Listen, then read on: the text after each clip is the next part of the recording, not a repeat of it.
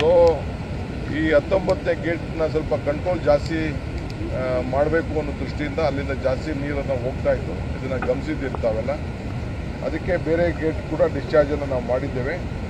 ತಕ್ಷಣ ನಾವು ಇದಕ್ಕೆ ರಿಪೇರಿಗೆ ಭಾಳ ಉನ್ನತವಾಗಿ ಅನುಭವ ಇರೋಂಥ ನಮ್ಮ ಮ್ಯಾನೇಜ್ಮೆಂಟಲ್ಲಿ ಕೂಡ ಅವರು ಭಾಗಿಯಾಗಿರೋಂಥ ಕೆಲವು 2-3 ಜನ ಕಾಂಟ್ರಾಕ್ಟ್ಸ್ ಇದ್ದಾರೆ. ಅವ್ರಿಗೆ ತಕ್ಷಣ ಕೂಡ ನಾವು ತಿಳಿಸಿದ್ದೇವೆ. ಕೃಷ್ಣಯ್ಯ ಅವ್ರಿಗೆ, ನಾರಾಯಣ್ ಇಂಜಿನಿಯರಿಂಗ್ಗೆ ಮತ್ತು ಹಿಂದೂಸ್ತಾನ್ ಅವ್ರಿಗೆ ಅವರು ಕೂಡ ಎಲ್ಲ ತಿಳಿಸಿದ್ದೇವೆ. ಅವ್ರಿಗೆ ಡಿಸೈನ್ ಎಲ್ಲ ಒದಗಿಸಿಕೊಟ್ಟಿದ್ದೇವೆ.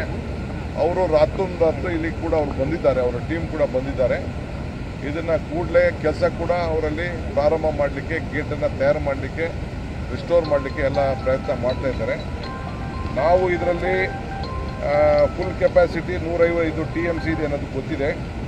ಒಟ್ಟು ಈಗ 10ನೇ ಗೇಟ್ ಓಪನ್ ಆಗಿದ್ದರಿಂದ 98 ಒಟ್ಟು 98,000 ಕ್ಯೂಸಿಕ್ಕು ಈಗ ನೀರು ಒಟ್ಟು ಎಲ್ಲ ಕಡೆ ಹೋಗ್ತಾ ಇದೆ.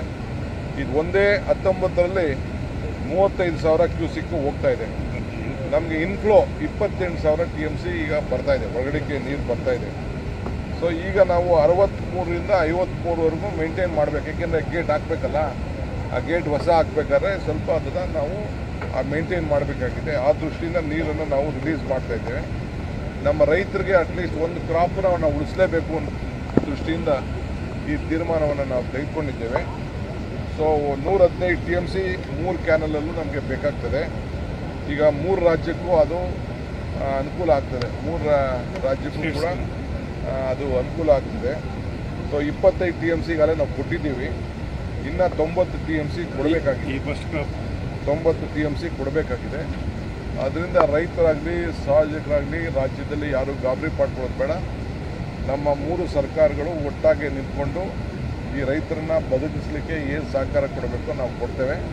ಸೊ ಧೈರ್ಯವಾಗಿರಿ. ಯಾರಿಗೂ ಕೂಡ ಈ ಪ್ರದೇಶದಲ್ಲಿ 2 ಕಿಲೋಮೀಟರ್ನಲ್ಲಿ ಯಾರು ಕೂಡ ಓಡಾಡ್ದಂಗೆ ಆದೇಶವನ್ನು ಕೂಡ ಕೊಡ್ತಾ ಇದ್ದೀವಿ. ಎಲ್ಲರೂ ಕೂಡ ಸಹಕಾರ ಕೊಡಬೇಕು.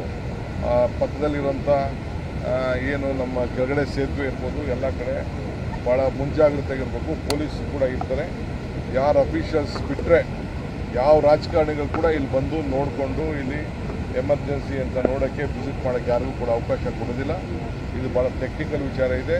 ಈ ದೇಶದ ಸಂಪತ್ತಿದೆ. ಈ ಸಂಪತ್ತನ್ನು ನಾವು ಕಾಪಾಡಬೇಕಂದು ಆ ದೃಷ್ಟಿಯಿಂದ ಇವತ್ತು ನಾವು ಕೆಲಸವನ್ನು ನಾವು ಮಾಡ್ತೇವೆ.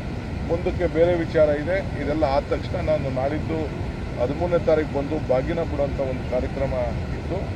ಈಗ ನಾನು ಬಾಗಿನ ಬಿಡುವಂಥ ಕಾರ್ಯಕ್ರಮ ನಾನು ಮುಖ್ಯಮಂತ್ರಿಗಳು ಬರಬೇಕು ಅಂತೇಳಿ ತೀರ್ಮಾನ ಮಾಡಿದ್ದು.